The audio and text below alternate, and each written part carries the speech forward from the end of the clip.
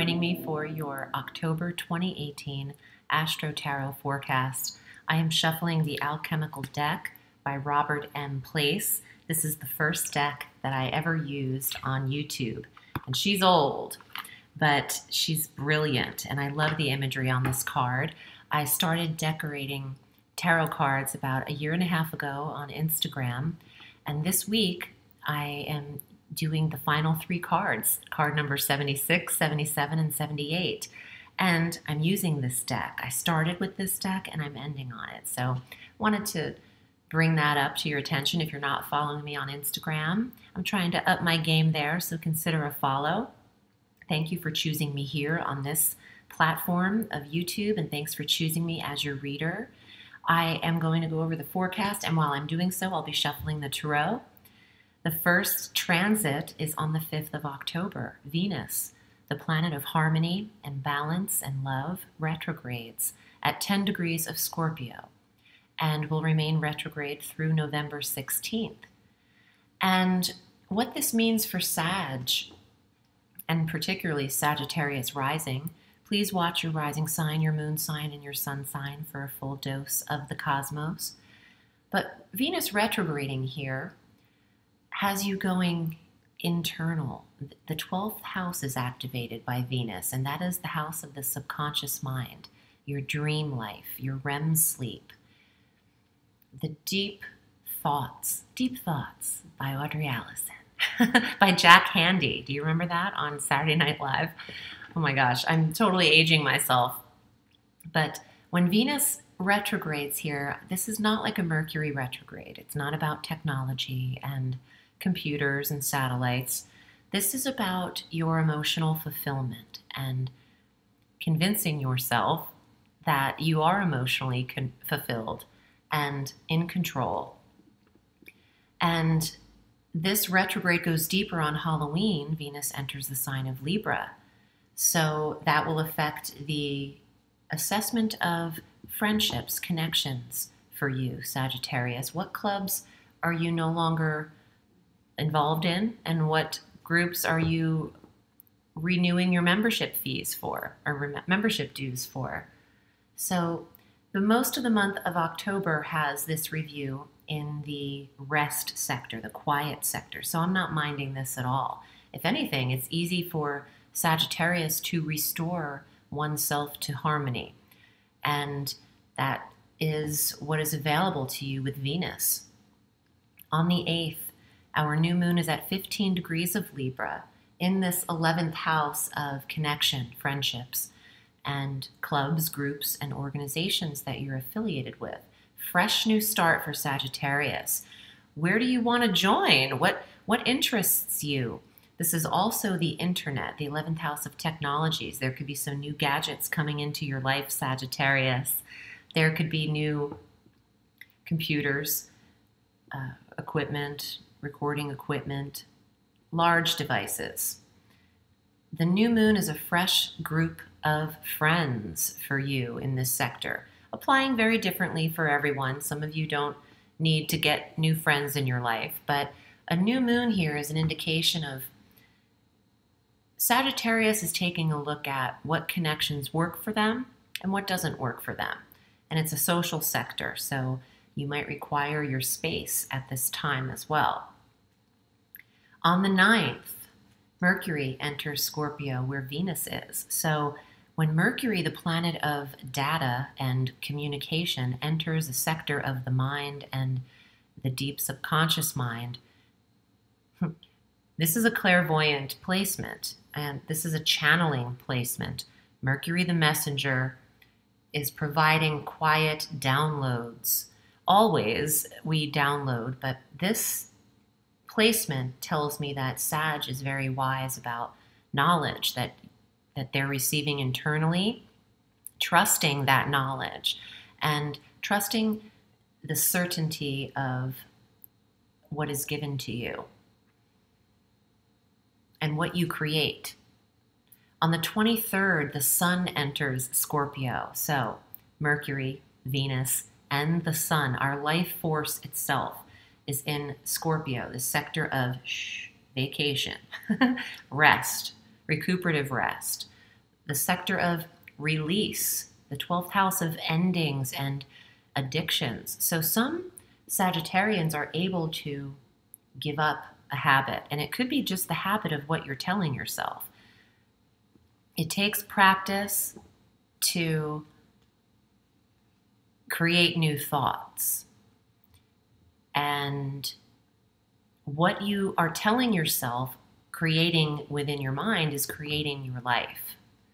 So the habit might not just be stop smoking. The habit is, what are you telling yourself?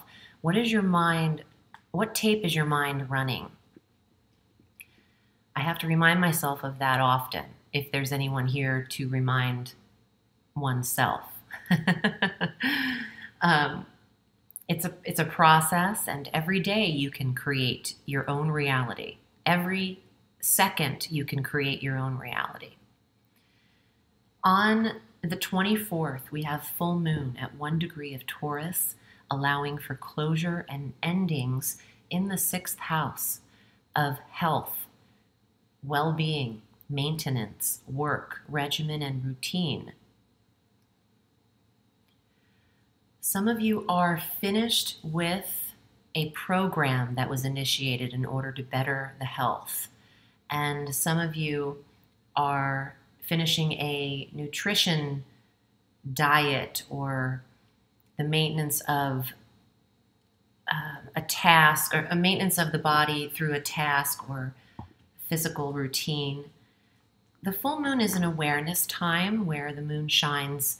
There's an illumination of inner awareness. And in the 6th house, it's how do you work effortlessly, Sagittarius? How can you get from point A to point B or Z effortlessly? And there is something for you to see in this time frame of how you can make your days easier, your schedule. On the 31st, on Halloween, on Samhain, for the pagans out there, Mercury enters your sign. So Mercury is in Sagittarius, effective Halloween, writing, editing, production, promotion, marketing yourself, expression, self-expression. For writers, this is beautiful. For actors, for the memorization of words and public speakers, teachers, this is a beautiful, accurate placement for you to analyze details, contracts, negotiations. So this works for Sagittarius. And you are clear of thought, clarity, when Mercury's in the 1st. On the 31st, again, additionally, Venus retrogrades deeper into that sign of Libra, into restoring balance in your connections with friendships and clubs and people in your life. Let's get to the tarot. I always anxiously await the cards. So let's see what comes up for you. If you'd like a personal reading with me, I'm at audreyalison.com. This is what I do, and this is what I do well. So consider booking your 30 or 60-minute session with me. We can go over what comes up in the cards, as well as address any issues that you may have, and I can offer very sound advice.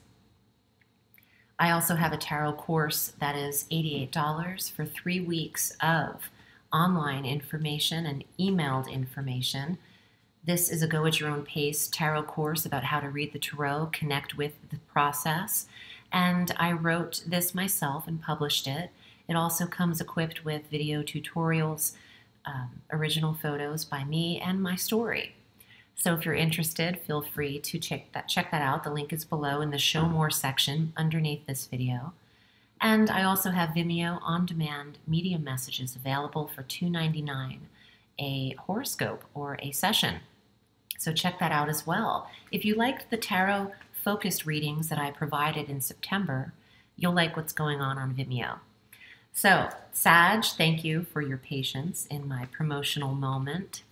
Here are your cards for the month of October. Well, hello. Emperor. This is the card of Aries, but this is a leadership card. This is the card of control and authority and fire and being your own boss, or the boss in your life outside of you, which is always you. But, you know, we'd have these things. Some of us have these reporting people we report to. There's an hierarchy in jobs. So the next card, 5 of Swords, honing in on perfecting your craft. And there could be stress in trying to convince. This is a card of verbally maybe saying too much, convincing too much, trying to sell ice to an Eskimo. You might be doing this to the boss figure, or trying to sell yourself too much to someone. It's the first thing I get. Just remember why you're there.